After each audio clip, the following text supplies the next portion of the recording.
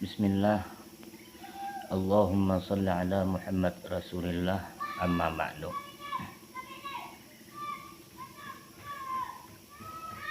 Ada orang yang beranggapan bahwa Allah Subhanahu wa taala itu batangan. Seperti firman Allah, yadullah fawqa aydihim. Dan ada juga orang yang beranggapan bahwa Allah Subhanahu wa taala itu bertempat di aras. Sebagaimana firman Allah Subhanahu wa taala, Ar-Rahmanu ala arsis tawa. Dan ada juga orang yang beranggapan bahwa Allah taala berdiri dengan batis. Maka semuanya itu adalah mustahil. Agar kita paham pada pembicaraan ini, kita lihat keterangan Tuan Guru Syekh Abdurrahman Siddiq bin Muhammad Afif Al-Banjari. Beliau menjelaskan sifat Allah Ta'ala yang kelima adalah qiyamuhu ta'ala binafsih. Artinya Allah Subhanahu wa taala berdiri dengan sendirinya. Mustahil ya Allah qiyamuhu bi ghairih, artinya berdiri dengan lainnya. Maka makna berdiri dengan yang lainnya itu terkhusus bagi makhluk atau qiyamu bi ghairih. Kita sebagai makhluk Allah,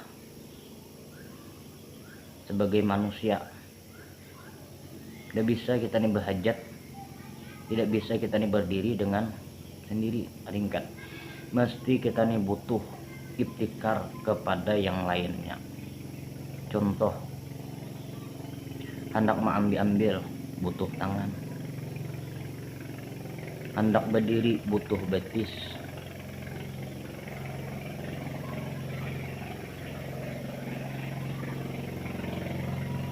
butuh tempat. Ini maknanya kita sebagai makhluk ini adalah qiyamuhu bi ghairi. Apa qiyamuhu bi ghairi kita nih?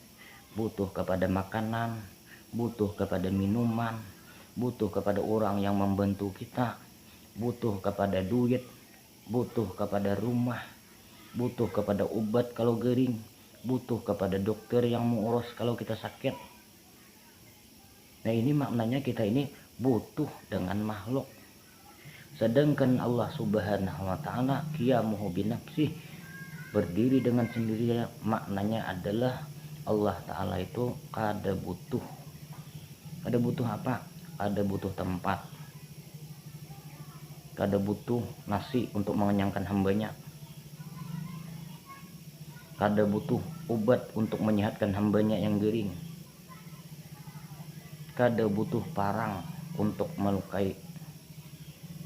Ada membutuhkan itu adalah bukti bahwa Allah Subhanahu wa taala qiyamuhu binafsih, berdiri sendirinya.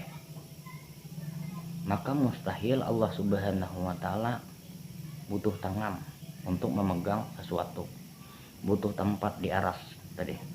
Berarti kalau Allah taala butuh tempat di aras, Allah taala berarti qiyamuhu bi ghairi. Kenapa? Wadahnya aras tadi. Sedangkan Allah Subhanahu wa taala tidak memiliki tempat seperti di dalam pembicaraan mukhalafah. Maka bila ada makna yadullah fawqa aydihim, itu bukan Tuhan batangan, tapi kekuasaan Allah taala melebihi atas kekuasaan mereka.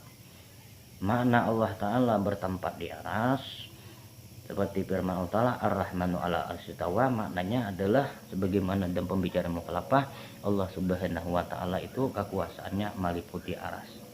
Makna Allah taala berdiri dengan sendirinya bukan berdiri dengan batis, tapi maknanya adalah tidak berhajat dengan makhluk. Ada berhajat. Nah, itu semua tadi membuktikan Allah taala qiyamuhu bi ghairi, ada qiyamuhu bi nafsi, sedangkan kita qiyamuhu bi ghairi. Mana dalil akalnya? Kalau Allah taala qiyamuhu bi nafsi, mustahil qiyamu bi ghairi. Dalil akalnya aja tuan guru sepatnya. Ibaratun an nafyil ibtiqari ilal mahalli wal mukhassis, yaitu ibarat daripada menafikan Allah Ta'ala berhajat kepada mahal dan berhajat kepada mukhassis. Maka jasidin makna mahal adalah zat tempat berdiri. Tidak Allah Ta'ala membutuhkan zat tempat berdiri, itu mustahil dan wajib dinafikan. Kenapa? Sebab karena yang membutuhkan mahal itu adalah sifat. Karena sifat tidak bisa berdiri dengan sendirinya. Sifat putih kadang-kadang mencungkong dengan tidak, mesti berdiri dengan zat yang lain, berdiri kepada baju, berdiri kepada yang lainnya lah. Kadang-kadang berdiri dengan sendirinya. Jika Allah Ta'ala itu sifat, apa salahnya? Mustahil. Kenapa maka mustahil? Karena sifat Allah Ta'ala umpama sifat bersifat dengan sifat ma'ani dan ma'nawiyah, itu mustahil. Karena sifat bersifat, akal kadang menerima. Mustahil. Sedangkan kita ketahui Allah Subhanahu wa Ta'ala itu wajib keduanya, yakni wajib bersifat dengan sifat ma'ani dan sifat ma'nawiyah. Maka nyatalah di sini bahwasanya Allah Ta'ala tidak membutuhkan zat yang lainnya. Itulah makna qiyamuhu ta'ala binafsih. Nomor 2 tadi mukhassis. Allah Subhanahu wa Ta'ala tidak berhajat kepada pencipta. Kenapa? Sebab terdahulu pembahasan Allah Ta'ala kadim lagi baka, kada berpemulaan lagi kada berkesudahan. Mustahil pada akal orang yang kada berpemulaan, kada berkesudahan itu ada penciptanya, ya kah? Itulah makna qiyamuhu ta'ala binafsih pada hukum akal. Maka dalam ta'rif ini dapatlah kita keterangan penjelasan bahwa Allah Subhanahu wa Ta'ala mustahil ia berdiri dengan zat yang lainnya, dan mustahil zat Allah Ta'ala itu berkehendak kepada yang menjadikan ia karena ia kadim. Lalu mana pulang dalil, mana bukti bahwa Allah Subhanahu wa Ta'ala qiyamuhu ta'ala binafsih? Mana dalilnya? Mana buktinya mustahil Allah Ta'ala qiyamuhu bi ghairi? Tuan guru mendatangkan dalil Quran. Apa dalil Allah Ta'ala qiyamuhu ta'ala binafsih? Apa dalilnya mustahil Allah Ta'ala qiyamuhu bi ghairi? Dalilnya ujar tuan guru, innallaha laghaniyun 'anil alamin. Sesungguhnya Allah Ta'ala kaya daripada sekalian alam. Jadi makna qiyamuhu ta'ala binafsih tadi bisa dimaknakan Allah Subhanahu wa Ta'ala ada butuh nang lainnya.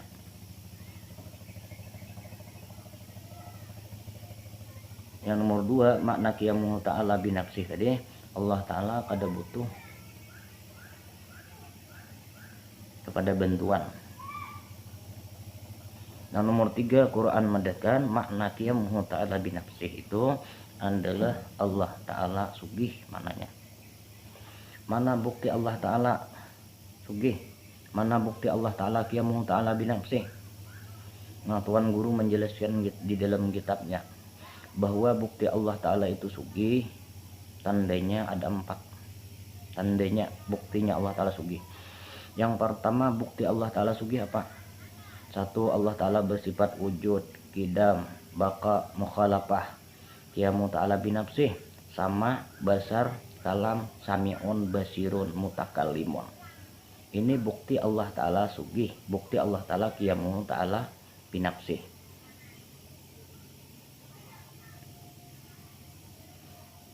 Jika Allah Ta'ala bersifat tapi bermulaan, bersifat berkesudahan, bersifat sama dengan makhluk,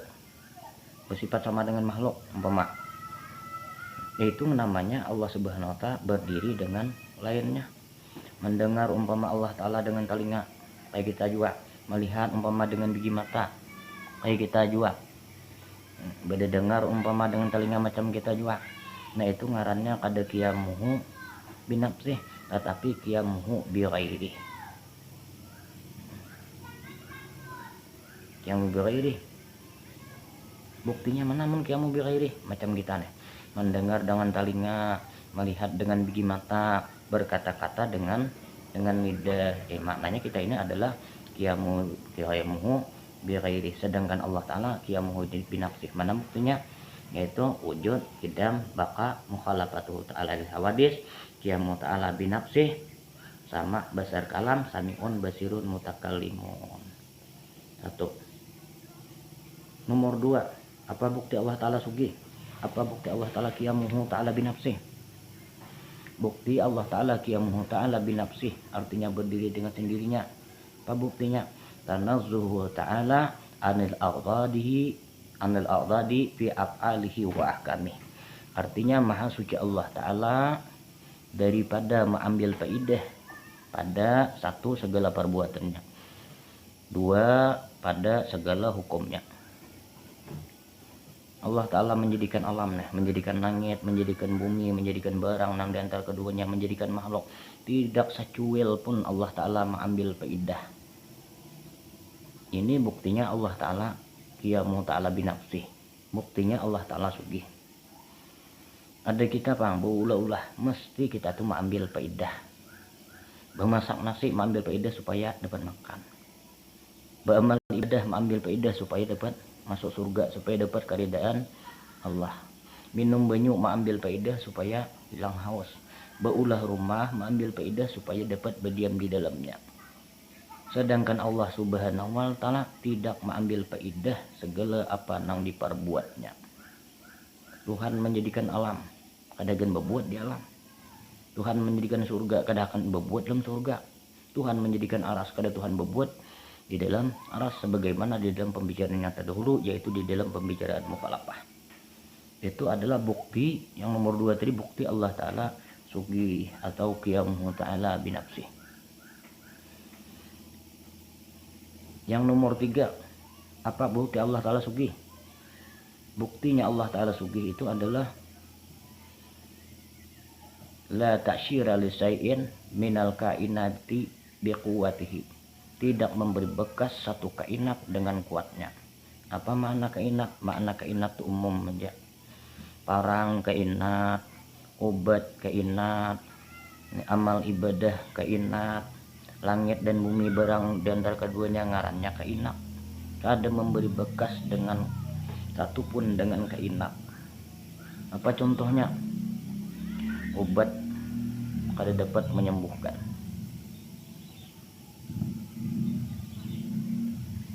Banyu kada dapat kuatnya tadi menghilangkan, menenggelamkan.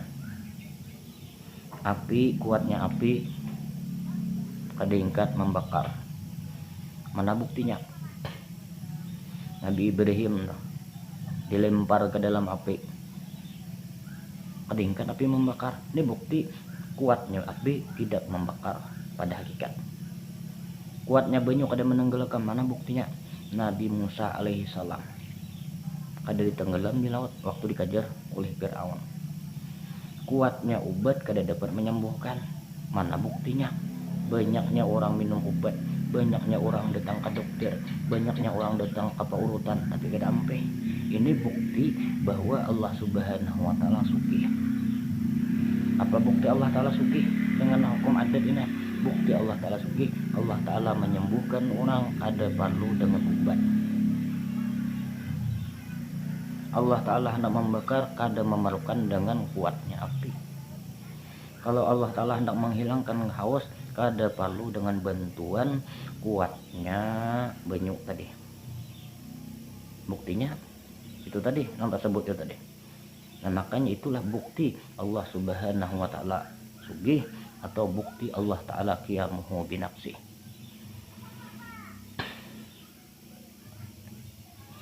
Yang nomor 4, apa bukti dalil Allah Ta'ala sugih atau qiyamuhu ta'ala binafsih? Buktinya adalah la yajibu ta'ala fi'lu syai'in minal mumkinati wala tarkuhu. Allah Ta'ala menjadikan sesuatu yang di alam ini kada wajib, menjadikan kada wajib, meninggalkannya kada wajib juga. Ya kan harus itu barang yang diterima akal, salah satu di antara keduanya. Barang yang diterima oleh akal aja mungkin terjadi, mungkin kada. Kayak burung tuh, burung itu umpama timur lawan barat terbang ke barat, maka wajib dia menghadap ke barat, mustahil menghadap ke timur.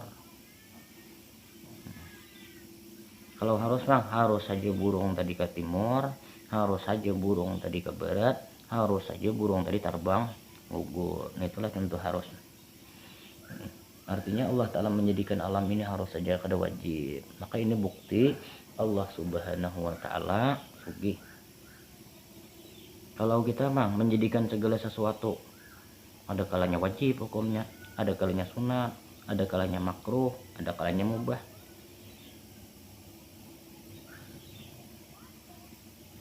Wajib kayak sembahyang, wajib. Kayak puasa, wajib. Kayak zakat, wajib, dan lain sebagainya. Ada Allah Subhanahu wa Ta'ala tidak menjadikan segala sesuatu itu wajib, tetapi harus saja adanya. Inilah bukti Allah Subhanahu wa Ta'ala sugih. Maka qiyamuhu ta'ala binafsi ini hati-hatilah kita ujiannya. Satu, ujiannya bila kita beranggapan ubat itu menyembuhkan, parang itu melukai, nah banyu dapat menghilangkan haus, maka i'tikad kita qiyamuhu ta'ala binafsi batal. Sebab Allah Ta'ala mengambil faidah dengan perbuatannya. I'tikad kita nang batal, adapun hakikat ketuhanan kada batal. Jadi keimanan kita nang sangat hati-hatilah. Berjemur jadi bisa menghilangkan, mendapat mendatangkan gering, menjadi i'tikad keyakinan batal keyakinan kita tentang qiyamuhu ta'ala binafsi.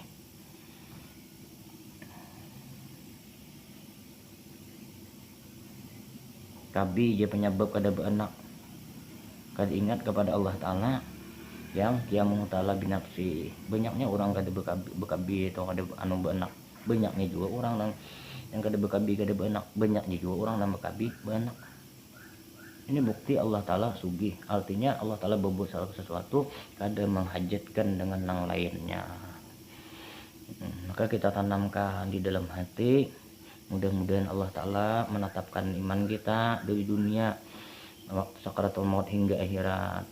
Maka wajib kita menanamkan dalam hati kita, wajib kita mendekatkan lawan anak bini kita bahwa Allah Subhanahu wa Ta'ala itu qiyamuhu ta'ala binafsih, berdiri dengan sendirinya. Dan wajib juga kita menanam di dalam hati kita bahwa mustahil Allah Subhanahu wa Ta'ala qiyamuhu bighairi, sebagaimana tersebut tadi sifat menyatakan Allah Ta'ala qiyamuhu binafsih, berdiri dengan sendirinya.